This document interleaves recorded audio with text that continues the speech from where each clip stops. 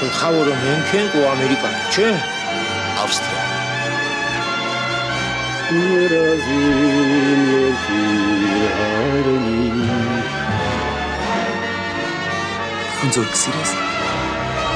Այո, կսիրեմ։ Երթամ քեզ համար խնձոր։ Խնդրեմ ուշադրություն կնկարեմ։ Այսքանը։ Ստեսու։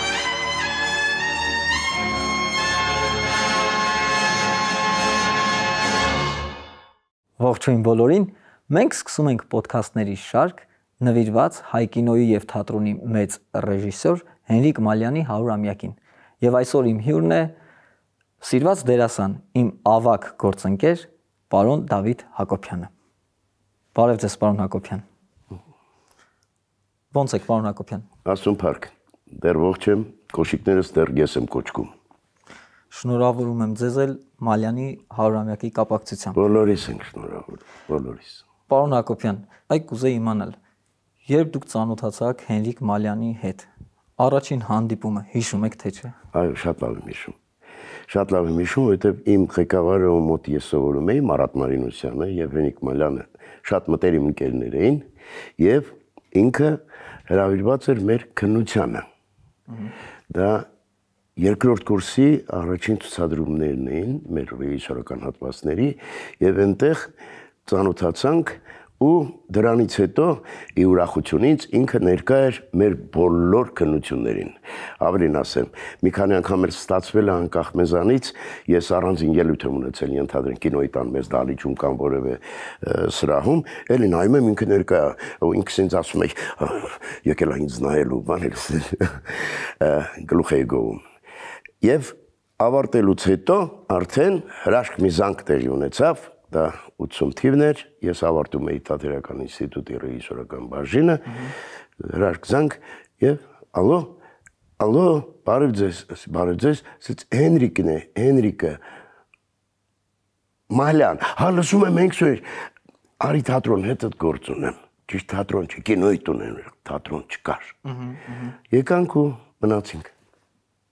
Պարոն Հակոբյան, առաջի հանդիպումից հետո, որ խոսեցիք Մալյանի հետ, ինչ զգացումներ ունեցաք։ Ինձ հետաքրքիր է, այ տեսեք դուք մինչև այդ լսել եք Մալյանի մասին, տեսել ֆիլմերը, ինչ զգացմունքներ ունեցաք, հենց որ տեսաք այդ մարդուն, երբ որ արդեն շփվում է քեզ հետ որպես արդեն գործընկեր, թեպետ երիտասարդ եք դուք։ Դա ոնց որ մի հսկայական չափեր չունեցող մի մեծության հետ հանդիպելիս կարկամում ես անկախ քեզանից, մեծն ակնածանքով լցված, դա հրաշքի պես բան էր, հրաշք էր, ամեն հանդիպումը նրա հետ, հրաշք էր, հետո արդեն ավելի մտերիմ արդեն գործընկերներ թատրոնում և արդեն մի պահ էր գալիս, որ պատկերացնում ես, որ սա հավերժ է, բայց ցավոք սրտի հավերժ չէր, ու մինչև հիմա էլ ինձ թվում է, որ այդ անհավատալի էր, այս ամեն ինչ որ եղավ, անհավատալի էր, ու չեմ էր ուզում մտածեմ այդ մասին, նա կա ու մեզ հետ, ինձ հետ է հատկապես, միշտ, ինչպես և իմ ղեկավար, այն զգացողություն ունեմ, թե երկուսով նստած են ու լսում են, թե ինչ եմ խոսում։ Ես էլ եմ վստահ, եթե անկեղծ ու դրա համար էլ մի քիչ լարվում եմ։ Պարոն Հակոբյան, մի հարց էլ տամ էլի։ Այ տեսեք, դուք նաև արել եք բեմադրություններ, բեմադրել եք ներկայացումներ, նաև աշխատել եք տարբեր բեմադրիչների հետ։ Այն ինձ համար հետաքրքիր է, էլի, ո՞րն էր տարբերությունը Մալյանի որպես ռեժիսոր, որ մյուս ռեժիսորների մոտ դուք չեք տեսել։ Հետաքրքիր հարց ես տալիս իհարկե։ Այ Հենրիկ Մալյանի հետ աշխատելիս զգացողություն կար, թե այս մարդը ամեն ինչ գիտի քո մասին։ Այ դու սենց մի բան ես անում, համոզում է, որ դու անում ես դա։ Ու անում ես, բայց պարզվում է անում ես։ Բայց կար այդպես խնդիրներ, որ ասենք թե Հենրիկ Սուրենիչը ասում էր, ես ուզում եմ սա ու խնդրում եմ չծավալվել, հենց A կետից B կետը պիտի գնալ S տեսակ։ Իհարկե, երբ որ կոմպոզիցիոն խնդիրներ են, դրանից ավել չես կարող գնալ։ Մանավանդ ինքը կինոռեժիսորը, ինքը նաև կադրային մտածողությամբ էր, կադրից դուրս գալ չկար։ Այսինքն թատրոնը այստեղ էլ էս կադրներ սա է, էլի թատրոնն է, ինչ տարբերություն։ Բայց ինքը չէ, իր հետ շատ հեշտ էր, շատ հեշտ, ազատ, Քեզ թվում էր թե ամեն ինչ հենց դու ես հորինում, այնինչ դու չէիր հորինում։ Ինքը հորինում էր ու համոզում էր, որ դու ես հորինել։ Ուղեկցում էր ամբողջ։ Այո, հրաշք։ Երանելի ժամանակներ էին, երանելի ժամանակներ, երանելի։ Պարոն Հակոբյան, ու մի հարց էլ էլի, քանի որ դեռ երիտասարդ եմ, դա ինձ շատ հետաքրքիր։ Այլ շատ հաճախ մենք երիտասարդները ասենք կարծում ենք, որ մենք տիեզերքի կենտրոնն ենք, մենք գիտենք էս ու լինում է պահեր, որ համաձայնության չեն գալիս բեմադրիչի հետ, ռեժիսորի հետ, ասում ենք, ախր դե որ սենց անենք հաստատ ավելի լավ կլիներ։ Այ ձեր մոտ Մալյանի հետ աշխատելուց այդ տեսակ խնդիրներ առաջացել է թե չէ։ Այսինքն որ ոստանակ թեկուզ վարպետի հետ ասեք ախր Հենրիկ Սուրենիչ կամ չասեք պահեք ձեր մեջ, չգիտեմ, էլ դա ջղայնացած լինեք։ Դա երիտասարդին հատուկ հիվանդություն է, նորմալ է դա։ Երիտասարդը սրանով է հետաքրքիր, որ ինքը հենց այդպիսին է։ Իրեն թվում է թե ինքը բացարձակ է, ինքը պետք է ավելի լավն աներ։ Բայց մեկ է, ինչ ուզում ես արա։ Հայտնի խոսք կա էլի, ասում են ռեժիսորին համոզելու համար, որ դու ճիշտ ես, քո արածը ավելի հետաքրքիր է։ Նախ պետք է 100%-ով կատարես այն, ինչ որ քեզանից պահանջում է ռեժիսորը։ 100%-ով, ոչ թե ձև անես, չեմ ուզում այդպես լավ չի, ինչու լավ չի, արա էլի, արա։ Հետո մեր դերասանների մեջ այդ բանը կա, ոչ, եթե ես ամբոստացա ռեժիսորի հետ, ուրեմն ես շատ լավն եմ, ես էլ հետաքրքիր եմ բան։ Այդ տեսակ բան չկա։ Ես աշխատել եմ եւ տարիքով ռեժիսորների հետ, ես աշխատել եմ եւ երիտասարդ ռեժիսորների հետ, եւ սկսնակ ռեժիսորների հետ։ Եվ երբ որ դերասան եմ, չնայած ես բեմադրիչ եմ, բայց ես երբ որ դերասան եմ, բա ինքն է այս գործի տերը, ինքն է տեսնում այն, ինչ ես չեմ տեսնում։ Այսինքն եթե ինչ որ մի բան ասեր Մալյանը, կարելի ասել քննարկման էլ ենթակա չէր։ Չէ, ինչու քննարկում ենք, ով ասի, չէ, քննարկում ենք, բայց մեր գործում ամենակարևոր բանը, բացարձակ ճշմարտություն չտեսնելն է։ Այ իմ վարպետը միշտ ասում էր, խոնարհվիր բոլոր տաղանդավոր մարդկանց, տաղանդավոր դերասանների տաղանդի առաջ, բայց ոչ մեկին որպես բացարձակ ճշմարտություն չընդունես, այլապես անիմաստ է աշխատելը։ Եթե նա բացարձակ ճշմարտությունն է, ինչ ես փնտրում դու այդ գործում մեջ։ Հասկացա։ Պարոն Հակոբյան, տեսեք, մի հարց էլի հետաքրքիր է, որովհետև ամեն դեպքում թատրոնի գեղարվեստական ղեկավար է եղել Հենրիկ Մալյանը, դուք էլ թատրոնի համահիմնադիրներից մեկը, առանձին թատրոնը եւ իհարկե եղել են նաեւ այլ թատրոններ քաղաքում։ Այ օրինակ Մալյանը ոնց էր վերաբերվում մյուս թատրոններին։ Կար արդյոք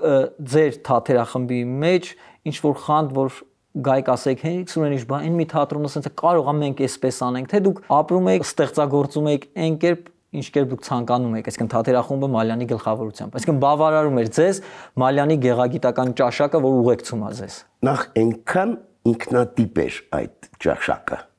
այդ թատերական այդ ճաշակը, ստեղծագործական այդ ճաշակը, այնքան ինքնատիպ էր, որ չէր հասցնում հագենալ։ Ցավոք ինքը շատ բեմադրություններ չարեց, շատ։ Հովհաննես Թումանյանի հեքիաթներն էր, Վիլյամ Սարոյանի Իմ անունը Արամն էր, Դեկամերոնն էր։ Դրանից հետո հիմնականում աշխատեցինք արդեն մենք, երիտասարդ ռեժիսորները, որոնց ինքը համարձակորեն թույլ էր տալիս բեմադրություններ անել։ Համարձակորեն շատ-շատերը թույլ չէին տալիս գեղարվեստական ղեկավարներից։ Իսկ ինքը թույլ էր տալիս։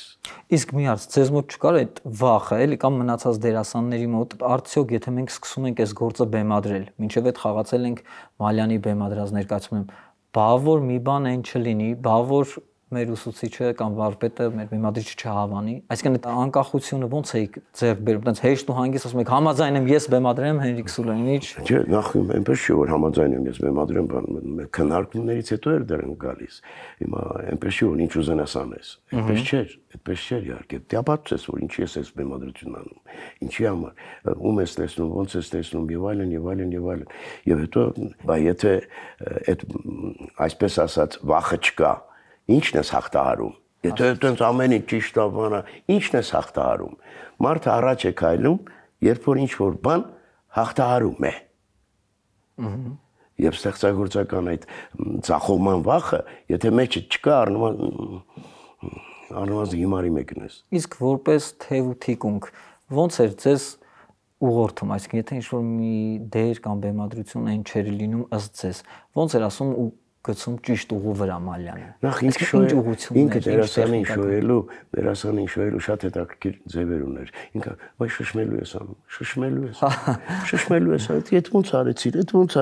ոնց արեցիր, ասում էր։ Այդ ու սկսում էր հավատալ, որ դու մի հանճարեղ բան ես արել, այնքը քեզ համոզում էր, որ դու հետաքրքիր ես։ Ու դու դառնում էիր հետաքրքիր։ Կաշկանդում չկար իր հետ, չկար։ Ոչ մեկս կաշկանդված չէինք, ոչ մեկս։ Ես անկեղծ եմ ասում, երանությամբ եմ հիշում իր այդ աշխատանքները։ Բախտ չունեցա իր ոչ մի ֆիլմում չեմ խաղացել։ Չստացվեց։ Իսկ նեղվածություն որպես դերասան ունեցել եք կամ իհարկե ես իրեն հարցրել եմ հարցնեք այ դա ես իրեն հարցրել եմ երբ որ Կոմիտասի նկարանումներն են իսկ այդ ժամանակ ես թատրոնում ամեն երեկո խաղում էի ամեն երեկո էպսի ներկայացում ամենա չկար որ ես չխաղայի մենք խաղում էինք 15-ից ավել 19-20 ներկայացում ամիսներին 22 ներկայացում էինք խաղում մենք այստեղ մի օր արդեն ստացվեց այնպես որ պրոբաներն ա գնում ֆիլմի Եվ Երևանում երբի այդ տեսակ դերասան չմնաց, որ ինձ պրոբա չարեց։ Մեր կինոյի տան աշխատողներին նույնիսկ պրոբա արեց։ Այն որ ինձ պրոբա չի անում։ Ես էլ նեղում եմ, ես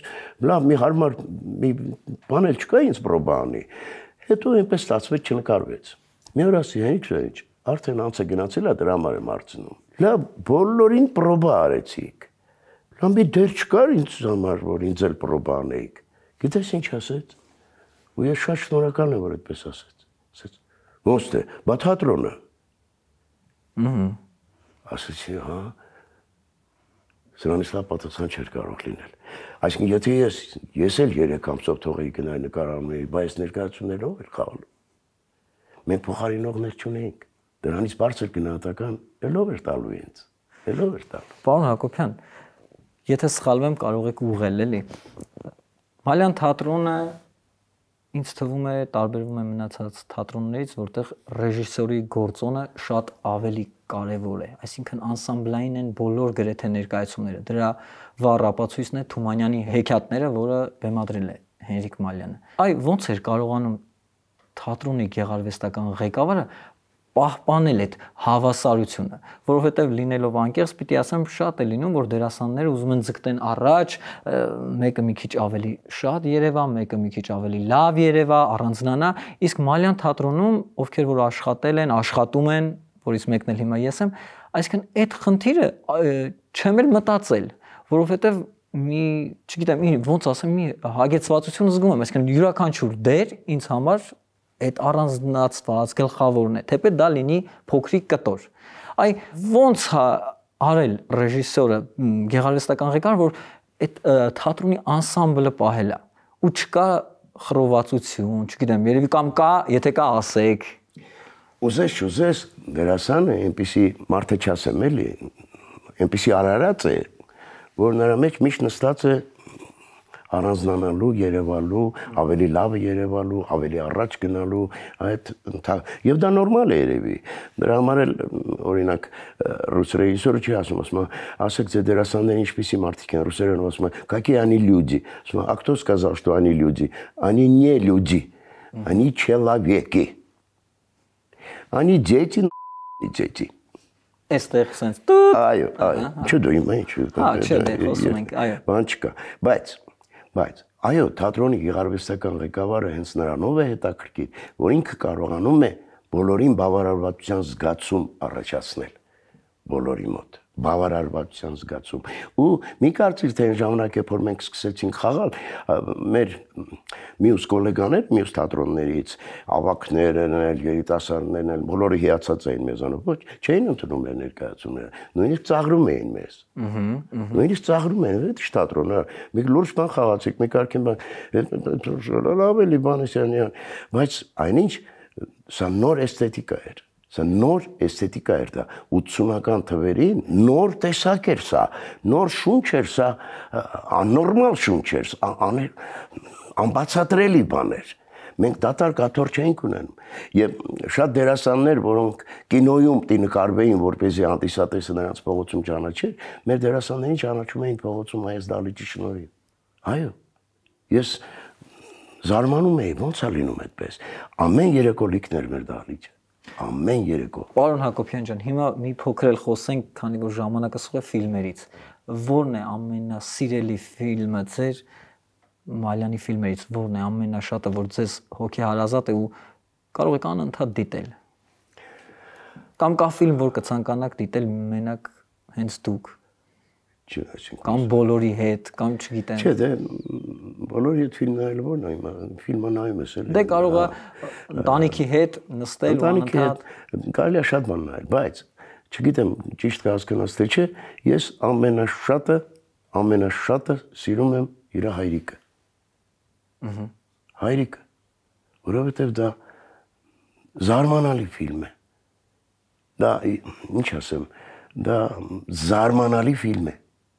Այ մինչև այլ նայում ասում, այս կադրը ինքը ոնց է մտածել, այս տեքստը ոնց է մտածել, ոնց է գլխի ընկել, որ հենց այս տեքստը պետք է ասվի այնտեղ։ Զարմանալի ֆիլմ է, մինչև այլ գերագույն աչքով նայում եմ։ Իր բոլոր ֆիլմերն եմ սիրում, բայց այդ մեկը առանձնահատուկ է ինձ համար։ Հայրիկը։ Հայրիկը։ Շնորհակալ եմ ձեզ։ Ես եմ շնորհակալ։ Այս անկեղծ զրույցի համար ոդքասթի սկզբում ասացի, որ մի փոքր հուզված եմ ու լարված եմ, որովհետև ինձ հաճելի է լսել ձեզ ու առավել հաճելի է լսել ձեզ, երբ որ խոսում եք Հենրիկ Մալյանի մասին։ Եվս մեկ անգամ շնորհավորում ենք վարպետի 100-ամյակը,